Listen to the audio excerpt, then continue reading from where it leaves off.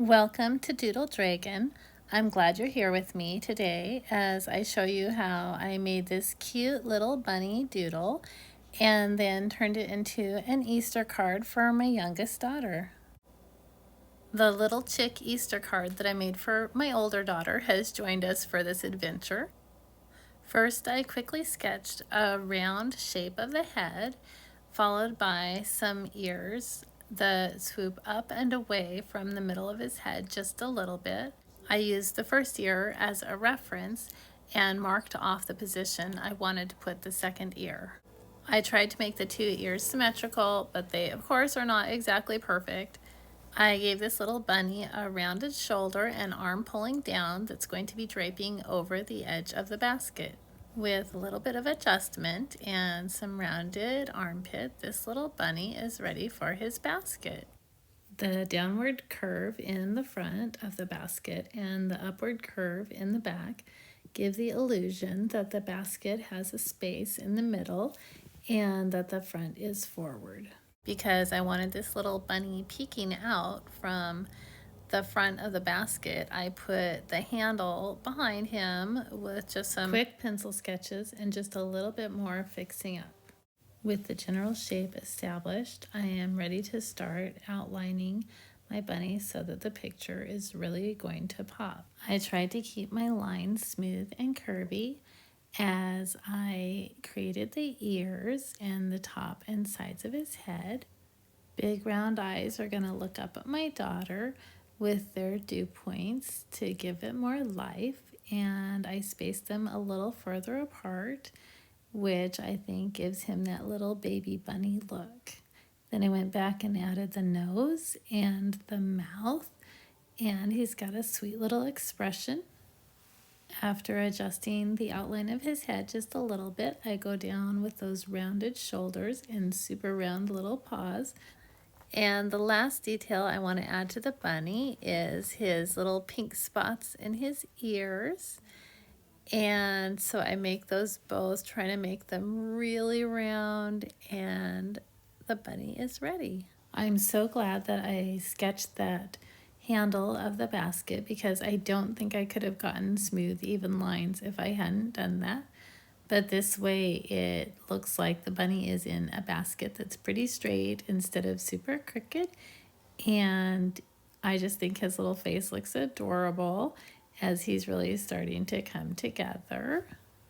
The sketching I did and drawing the bunny first makes it so I know exactly where to put these little lines so that I have a nice curvature of the basket.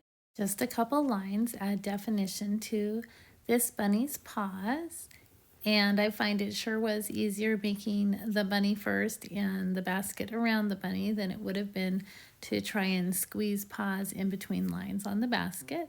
Down at the bottom you can see I made the line a little crooked, but I'm just going to go over it and thicken it up and smooth it out a little.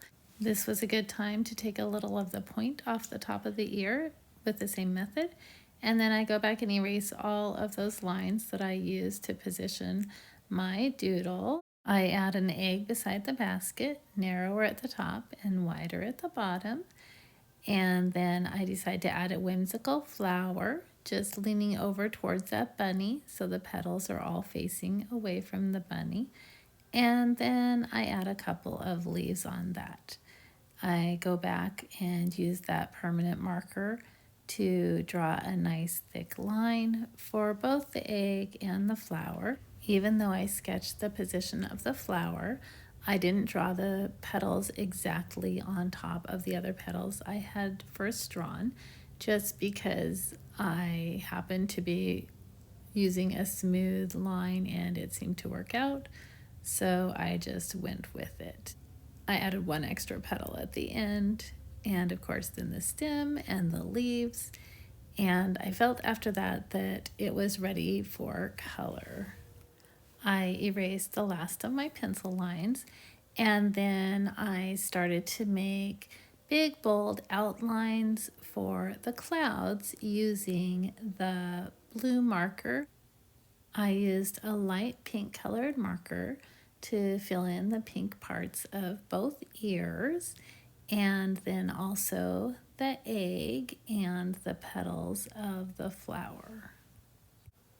I like the idea of using two different tones for both the flower and the egg, and I happen to have a set of 72 markers, so I did find a light pink and a dark pink.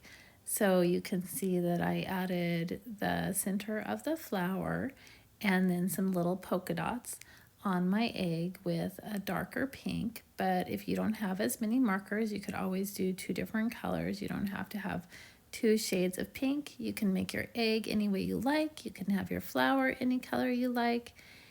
And of course, it can all be any way you'd like. You don't have to do it the way I do at all. I chose this color of light brown because it was the closest color that I had to my youngest daughter's dog, and I wanted this little bunny to be a reflection of my daughter's dog, which we call a puppy, even though she's an adult. And so that's why I chose this color. I didn't actually have one, even with 72 markers, that was as light as the dog is.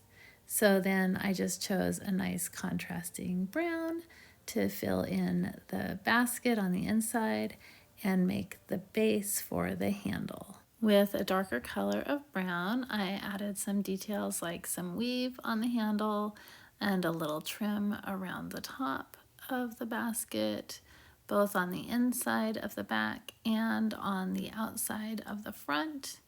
And then I went back and I added a little bit of a trim on the bottom just to ground the basket and carry that same look to the bottom of the basket before I added the main color through the main part of the basket, which I carefully outlined and then filled in. And then I took that same brown marker again and I just made little lines to make it look like basket weave.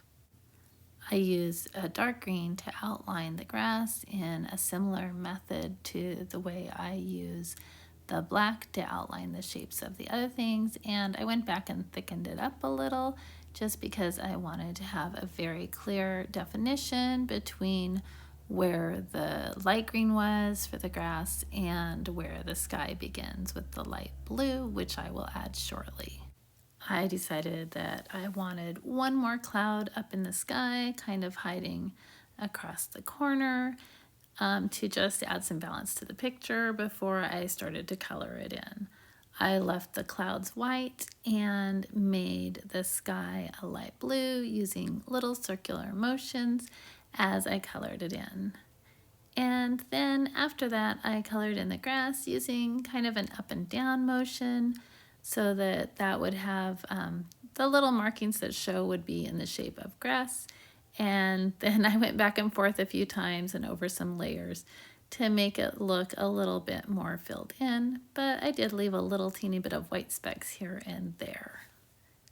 Then the very last thing I did was I realized I forgot the star on the bunny, and my daughter's dog has a little star on her forehead, so I went back with a chalk marker and added that little white bit right above the eyes so that it would really look like her pup.